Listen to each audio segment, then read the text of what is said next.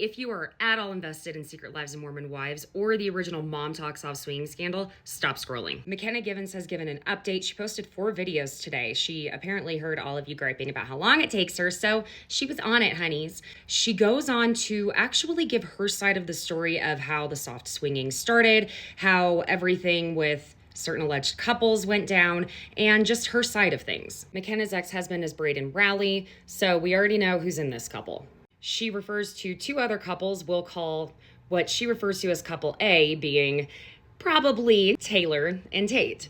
But it's not confirmed, but yeah. Couple B, again, this is alleged and not fully confirmed, but like Chase and Miranda. This all starts, according to McKenna, back in 2022 in February when they met.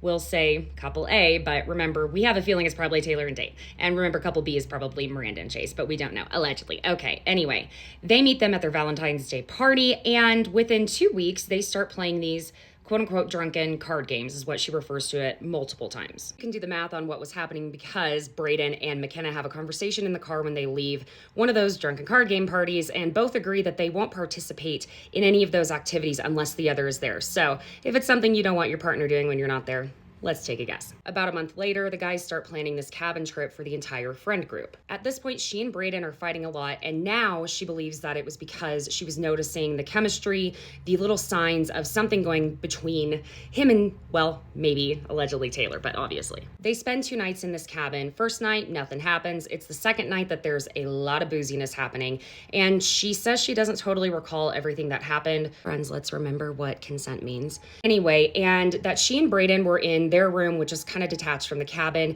They're making out, and that's when couple A come in, and that's when they first do the swapping partners thing. When the trip is over, she and Braden are driving back home, and she flat out asks him, do you have feelings? Are there feelings between you and allegedly Taylor? He claims at this point that he and Taylor talked and that they both saw this chemistry with each other and that they were very happy in their marriages, so they shouldn't be doing the soft swing again because they could see feelings developing down the road. A couple of weeks later, the second soft swinging incident that she was involved in occurs. They leave. She ends up saying to Braden, look, if this is what you want in our marriage, I can't do it. You have to get a divorce. She also was sure to reiterate that none of them had talked about boundaries, set any rules, any type of guidelines for themselves. So it was almost like a bunch of college freshmen trying to do this. About a week or 2 later, it's when allegedly Taylor tells McKenna and Braden about how allegedly Chase told her he had feelings for her. Remember, Chase is in couple B. McKenna confides about this in a friend, which she admits was a shitty thing to do. It was a mutual friend.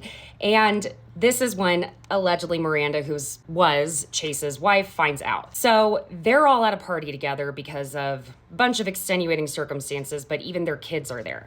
Allegedly, Taylor and Tate have a fight. Tate leaves with their kids, and it sounds like Taylor was quite not sober. Then there's this long drawn out back and forth about who was going to take Taylor home. Another friend, McKenna and Braden, what have you. Eventually, McKenna and Braden leave. McKenna goes home, she gets her son in bed, she's taking a bath, she's ready to go to bed. Okay, this is gonna be a 2-part video because I'm summarizing 4 videos into 1 and trying not to have it be too long. So comment for part number 2 and I will put it up immediately. Okay, keep an eye out for part number 2 on the McKenna Gibbons update. It'll be up in a few minutes.